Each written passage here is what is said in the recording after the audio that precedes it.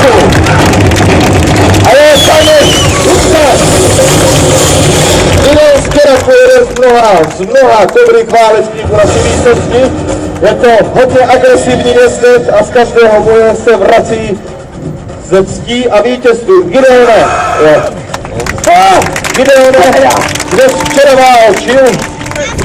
Turecku byl včera, no výborně, a dnes už je tady mezi námi. A vyzývatelka Gideona Skeraku, kdo jiný než Réňa z Valea.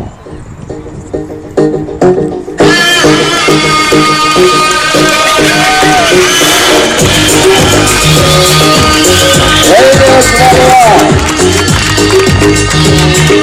Výzvala Gideona Skeraku, co stojí, může stát dnes osudným samozřejmě.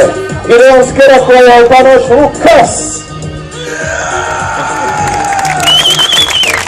Věrný to panoš a páže, které bojuje s Gideonem dlouhé roky, ale mu věrný. A máme tady Réňu z Valea a její panoška Ivanna.